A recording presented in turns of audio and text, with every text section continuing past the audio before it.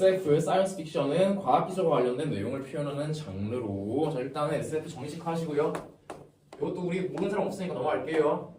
네. 소설, 영화, 게임, 만화 등 게임, 만화 등 문화 콘텐츠의 전 영역에서 활용되고 있다. 자, SF는 단지 과학적 상상력 공부를 하겠습니다. 를 표현하는 것에 그치는 것이 아니라 플러스 갑니다. 자, 인간의 정체성 문제 동그라미. 현재 및 미래 사회의 문제 등 시의성 동그라미 하겠습니다. 있는 이야기를 제시한다. 얘들아, 여기서 이 첫 번째 문단에서 SF의 부여한 특성 시의성입니다. 혹시 시의성 무슨 뜻인지 아냐? 몰라요. 의미가 있다. 시기 적절한 성질입니다. 시의성. 우리가 살고 있는 현 시대의 이야기를 다룬다는 뜻이야. 네. 뭔 말인지 했니? 그 시의성이야. 네. 자, 그리고 이를 통해 동그라미 하겠습니다. 사람들의 지적 반응 동그라미 하겠습니다. 를 자극할 사람들이 세상의 다양한 시각에서 바라볼 수 있도록 한다. 오케이, 여기까지 뭐 상식에 부합하는 내용이고요. 자, 초기 SF는 상상력에 기반하여 현실과는 다른 모습을 그려낸다는 점에서 판타지 유사장으로 여겨졌고 가치가 낮게 평가되었다. 이러한 상황에서 문학 비평가인 다르코 수빈 내가 쓴 사람 이름 SF의 정체성을 확립하려고 할 때 주제 보이죠? SF의 정체성이 이걸 주제가 될 겁니다. 됐니? 네. 자, 이 문장 가겠습니다. 수비는 메모하시고요. 자, 판타지와 구별될 수 있는 SF만의 특성을 정리하기 위해 그러면 이 글의 주제가 SF의 정체성인데 이 문장 첫 번째 문장 읽으니까 그거를 SF 단독으로 설명할 게 아니라 뭐랑 비교해가면서 판타지랑 비교해가면서 설명하면 그럼 우리는 판타지랑 SF가 뭐가 같고 뭐가 다를까에 주목을 해야 된다. 생각을 해야겠지. 그게 문제가 됐죠. 이제 기억 얘들아, 낯선 것의 차이를 설명하는데 낯선 것 따옴표 그대로 개념 처리하세요. 그럼 낯선 것은 말 그대로 낯선 것일 텐데 저 따옴표 처리했다는 거는 우리가 평상시에 알고 있는 개념과는 다른 방식으로 설명을 하겠다는 거잖아. 그러면은 다르코 수빈이 낯선 것을 뭐라고 할까를 생각해야겠지. 근데 우리가 많이 봐오던 패턴에 따르면은 낯선 것의 차이를 설명을 했다 한다면 바로 뭐 설명해야 돼? 낯선 것이 뭔지 설명해야 되거든. 불친절해요. 근데 가끔씩 이렇게 전개가 되지. 불친절한 질문들이 있단 말이야. 이 개념 바로 설명 안 해주면 그 순간부터 이 질문 난이도가 올라가는 거란 말이야. 오케이? 근데 우리 놓치지 마. 끝까지 이 새끼 낯선 것 얘기 언제 할까? 이 낯선 것 개념 언제 말할까를 놓치면 안 돼. 알겠죠? 네. 갑니다. 자, 판타지는 상상력에 기반하여 창작되는 장르라고 했으니까 판타지 개념 메모 처리하시고요. 낯선 것들이 등장하며 우리가 살아가는 현실과는 다른 모습을 보인다. 오케이, 판타지 상상이니까 낯선 것 등장한다. 오케이. 자, 판타지에 등장하는 낯선 것들은 얘들아 여기서 요 구절 개념을 하셔야 됩니다. 자, 낯선 것 개념 우리한테 바로 안 줬는데 일단은 판타지에 등장하는 낯선 것이 뭔지부터 설명을 할 거란 말이야. 오케이, 그럼 구분해야겠지. 그럼 이거 하면서 또 머릿속 다른 준비를 해야지. 판타지에 등장하는 낯선 것 얘기한 다음에 뒤에 어딘가에서는 뭘 얘기해주겠다. SF의 낯선 것을 얘기해주겠다, 그치? 자, 이야기 흐름을 위해 만들어진 것으로 세상에 존재할 가능성에 동그라미 있습니다. 가능성이 존재할 수 있는 가능성이 전혀 없다니까 부정 처리해 주시고요. 하지만 역접 체크하시고요. 사람들은 판타지에 등장하는 상상의 존재들을 당연하게 받아들인다. 상상의 존재는 작품의 세계관을 이룬 중요한 요소이기 때문 동그라미. 이를 의심하고 거부한다면 판타지라는 구조가 깨지기 때문 동그라미. 이다. 오케이? 인과관계를 나는 설정해놓긴 했는데 이해하기 어렵지 않습니다. 판타지를 거부하면 판타지 나오는 낯선 것을 거부하면은 그냥 애초에 그 작품을 감상할 수가 없겠죠, 그치? 예를 들어서 예시를 하겠습니다. 판타지 작품에서 용이 등장했을 때 사람들은 실제로는 용이 존재하지 않는다는 사실을 알면서도 작품을 수용하는 중에는 용이 실제하는 것처럼 여기는 것이다. 오케이, 이런 얘기구나. 예를 들어서 내가 제일 좋아하는 이제 영화 중에서 반지의 제왕 시리즈 있거든. 아냐? 네. 본 적 있어? 네. 본 적 없어? 그 수능 끝나고 한번 몰아보세요. 반지의 제왕 1, 2, 3, 호빗 1, 2, 3 이 다 묶여있거든? 한 작품에 한 3시간 정도 돼. 그러면은 하루 날리면 돼요. 하루 날리 16시간 다 보면 재밌습니다. 근데 약간 이런 거지. 영화관에 가서 이제 영화관에 반지의 제왕을 보러 왔다. 용도 나오고 막 엘프도 나오고 막 이렇거든요. 용 나왔는데 우린 다 이렇게 와 용이다 이렇게 할 거란 말이야. 당연히 그게 실제가 아니라는 건 알아. 하지만 그냥 수용 받아들이는 거지. 네. 거기서 어떤 사람이 저거야 이거 뭐야 이러면서 저 불하다 이 영화 쓰레기다 이러는 사람은 아무도 없을 거란 말이야. 그게 약간 그런 느낌, 사회 부정자 느낌이지, 그렇지? 그렇게 받으면 되겠죠? 네. 우리는 알지만 이게 불안한 걸 알지만 그냥 수용한다. 됐죠? 네. 네. 3문 나가겠습니다. SF도 SF 이제 얘기한다. 내부 처리하겠습니다. 상상력에 기반하기 때문에 낯선 것이 등장하지만 판타지와는 다르다. 이제 SF에 나오는 낯선 걸 얘기해줄 건가 봐. 수비는 SF를 인지와 낯설음의 상호작용인 인지적 낯설미라고 낯설미 나타나는 장르로 규정하며 판타지와 구별하였다. 얘들아 여기서 SF에 낯선 것은 어떤 것이다 라고 명시적으로 주진 않지만 여기서 인지적 낯설미라는 단어로 이게 SF에 등장하는 낯선 것의 특징이다 라고 하는 걸 우리 주고 있단 말이야. 오케이? 그럼 우리 인지적 낯설미 이게 SF에서의 낯설미를 얘기하는구나 하고 요거 수익정의 체크하셔야겠죠. 자, 근데 아직까지 이 개념만 가지고는 정확히 뭔지 모르겠어. 오케이, 국어 설명 듭니다. 자, 인지는 그럼 인지적 낯설미를 이해하기 위해서 그 하위 개념인 인지에 대해 설명해준다. 바로 하겠습니다. 인지는 어떤 대상을 경험을 통해 이미 알고 있는 것까지 이고 어떤 대상을 낯설게 느낀다는 것. 그럼 요거는 이 구절 개념을 시키면은 요게 낯설의 개념이 되겠죠. 실제로 경험한 적이 없기 때문에 그것을 새롭게 느끼거나 이해하지 못하는 것이다. 오케이? 근데 여기서 이 글쓴이가 제시한 인지와 낯설의 개념이 우리가 평소에 쓰는 인지와 낯설의 개념과 크게 다르지 않죠. 이거 우리가 아는 거, 이건 우리가 모르는 거란 말이야. 자, 따라서 얘들 결론 하겠습니다. 일반적으로 인지와 낯설음은 반대 위치에 있다. 그치. 인지는 아는 거, 낯설음은 모르는 거니까요. 자, 하지만 역적 수비는 SF가 인지와 낯설음을 동시에 갖추고 있다고 보았다. 이게 크게 안 중요해 보이는데 이게 핵심이야. 이게 인지적 낯설음의 그 세부 설명이란 말이야. SF는 인지도 있고 뭐도 있다. 낯설음도 있다는 거죠. 오케이. 그래서 인지는 우리가 아는 것도 있고 우리가 모르는 것도 새로운 것도 있다는 거죠. 됐니? 자, 걔는 작가의 경험적 환경 동을 하겠습니다. 에 대안이 되는 상상의 틀의 개념을 하겠습니다. 이 SF의 주요 형식적 장치 동을 하겠습니다. 가 된다고 하는데 얘들아 이거 말이 어렵거든. 최대한 쉬운 말로 바꾸려고 노력해야 돼. 근데 아직까진 몰라. 작가의 경험적 환경에 대안이 되는 상상의 틀이 SF의 형식 장치다? 말 어려운데? 이거 쉬운 말로 바꿀 수 있을까? 내려갑시다. 자, 여기서 작가의 경험적 환경은 그치 얘들아 글쓴이가 의도한 거야 이거는. 너네가 이 문장만 가지고는 이걸 쉬운 말로 못 바꿀 거라고 생각을 하니까 내가 그래도 경험적 환경이 뭔지는 줄게 라고 한 거죠. 오케이? 그럼 우리는 글쓴이가 제시하는 이 경험적 환경의 정의를 가지고 다시 한번 얘를 이해해야 돼. 자, 갑니다. 경험적 환경은 우리가 실제로 살고 있는 현실을 의미하며 이는 현재 과학적 수준으로 이해할 수 있는 것들이다까지 하고 있습니다. 별거 없었는데? 경험적 환경 얘들아 그냥 뭐였어? 현실이었어. 그럼 위의 문장을 다시 한번 해석하면은 수비는 작가의 현실에 대안이 되는 상상이보다 SF의 형식적 장치다 라고 하는 거야. 더 쉽게 하면은 SF는 현실을 상상으로 뭐한 거다? 바꾼 거다 라는 거야. 이해했죠? 네. 자, 따라서 결론.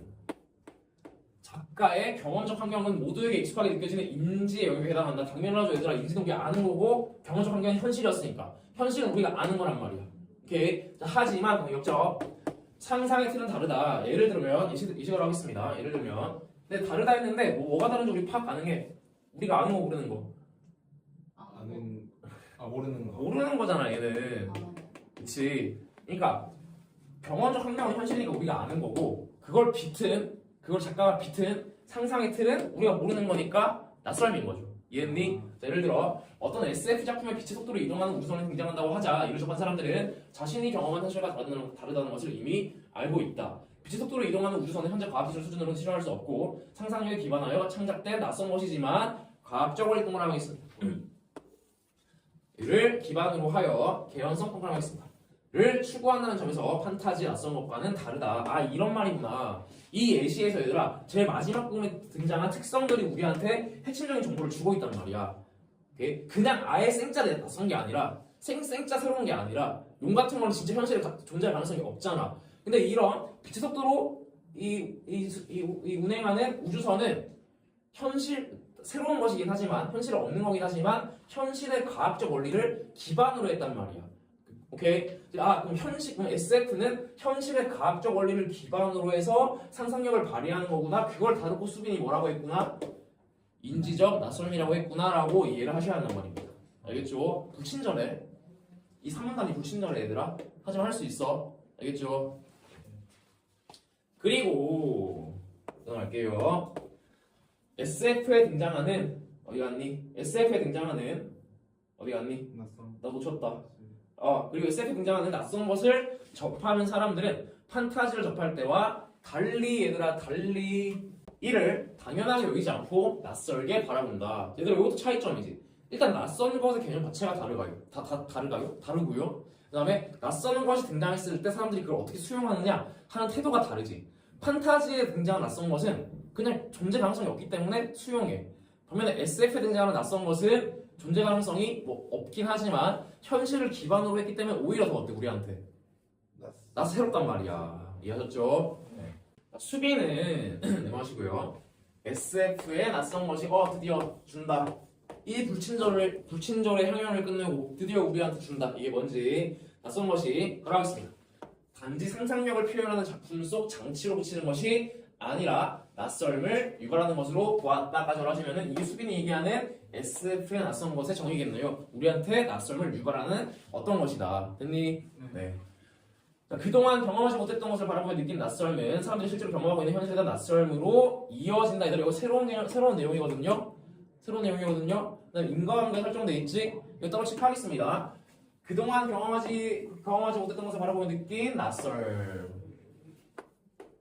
이 사람들이 경험하고 있는 현실에 대한 낯설음을 유발한다. 자, 이번 낯설음에 대한 SF의 낯선 것에 대한 새로운 내용이야. 이렇게 약간 그런 거.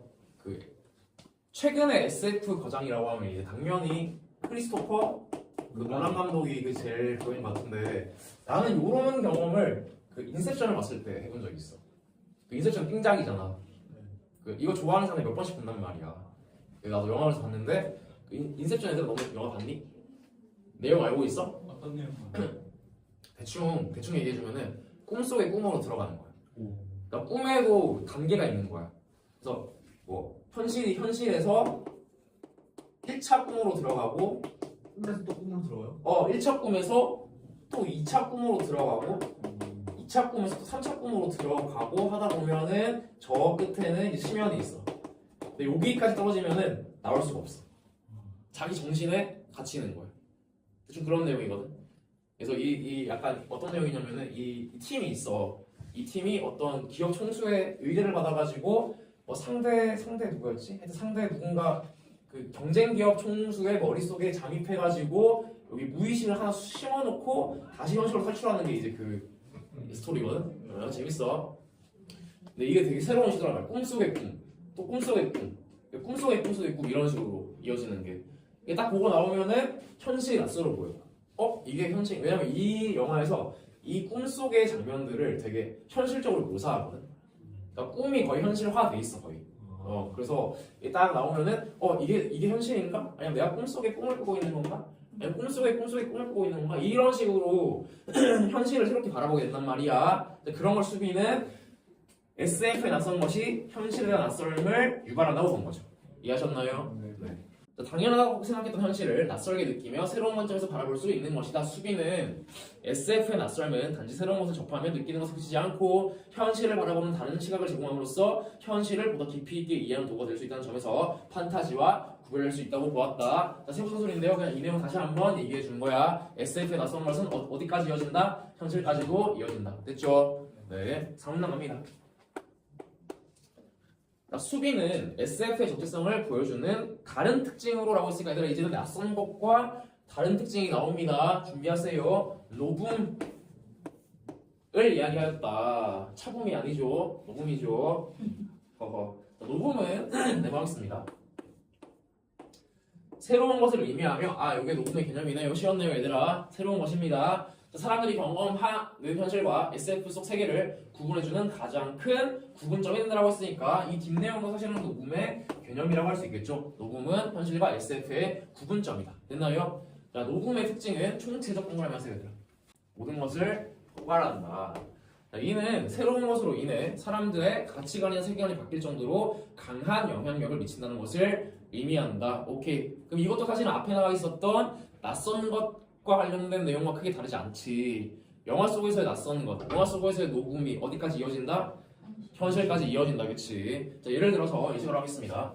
빛의 속도로 움직이는 우주선의 존재를 받아들인다는 것은 과학기술의 발달을 인정하는 정도가 아니라 자신의 세계를 총체적으로 변화시키는 것을 의미한다. 빛보다 빠른 속도로 이동하는 기술의 등장은 시간이나 공간에 대한 개념 자체를 새롭게 만들 수도 있으며 이는 곧 사람들이 새로운 관점을 가지게 된다는 것을 의미한다. 그래서 하시면 아 이거구나. 근데 사실은 예시 똑같아. 영화에서의 녹음이 어디까지 영향을 미친다? 현실의 사람들의 가치관에까지 영향을 미친다는 거지. 이해하셨나요? 네. 이것도 이제 놀란 감독과 관련된 썰인데 그 크리스토퍼 놀란 하면은 이제 인셉션도 유명하지만 더 이제 제일 유명한 거 그 영화 그 우주 영화 인터스텔라 그치 그것도 개통작이란 말이야. 근데 그거는 내가 어떤 기사를 본 적이 있어. 인터스텔라. 왜냐면 인터스텔라가 되게 심오한 이제 과학적인 이야기를 다루잖아. 차원 그 얘기를 다루잖아. 근데 그 영화의 대본을 쓰기 위해서 그 막 물리학자들도 막 초빙을 했겠지. 그 영화의 대본을 쓰기 위해서 물리학자들이 연구한 게 그 학계의 새로운 발견으로 이어졌다. 이런 기사 내가 봤어. 그러니까 영화 대본을 쓰기 위해서 연구하는 내용이 새로운 발견으로 이어진 거야. 이거 신기하죠? 그냥 그런 느낌으로 받아들이면 될 것 같아. 영화에 낯선 것이 현실의 가치관까지 이어지는 새로운 것이 됐죠? 자, 이러한 관점의 변화는 작품 내에서만 이루어지는 것이 아니라 실제 현실을 볼 때도 적용된다고 했으니까 얘들아 이 두 개 구문 처리하겠습니다. 작품 내에서만 이루어지는 것이 아니라 실제 현실을 볼 때도 적용된다. 됐나요? 네. 자, SF에 등장했던 녹음이 현실에 존재하는 것은 아니지만 새로운 것이 현실에 존재하는 것은 아니지만 자, SF를 통해 간접적 동그라미 하겠습니다. 으로 경험한 관점의 변화는 지금까지와는 다른 시각으로 현실을 바라볼 수 있게 하는 것이다. 오케이, 이것도 똑같은 내용. 영화의 녹음이 어디까지 이어진다? 현실까지 이어진다. 됐나요? 네. 자, 그리고 이는 현실의 문제를 해결하는 실마리가 될 수도 있고 사회가 더 발전할 수 있는 원동력이 될 수도 있다. 다만 얘들아 주목하세요. 주목 꼭지 해야 돼. 네. 주목해야 돼. 다만 수비는 녹음이 개연성 동그라미 있고 합리적 동그라미 이어야 한다고 보았다. 자, 수빈이 지금 녹음의 개연성과 합리성이라는 특성을 두 개 부여했습니다. 그럼 다시 한번 얘들아 수빈이 녹음에 부여한 특성은 총 몇 개니? 세 개지. 아까 위에 또 몇 가지 해서 총체성까지 해서 그치 잡아가세요. 자, SF에 등장하는 새로운 것들은 판타지에서 볼 수 있는 초자연적 동그라미이고 신비로운 동그라미 것들과는 달리라고 했으니까 이 두 개 부정 처리하겠습니다. 과학기술적 원리 공부를 하겠습니다. 에 기반한다. 오케이. 네 번째 특성 부여했습니다. 자, 현재 과학기술로는 구현할 수 없거나 아직은 완전히 이해할 수 없는 것이지만 과학기술적 사고에 기반한 상상력에서 출발한 것이기 때문에 땡을 동그라미하세요.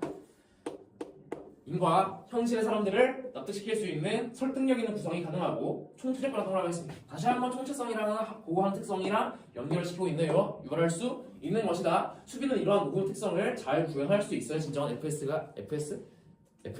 SF가 될 수 있다고 하였다. 됐죠? 네, 넘어가겠습니다.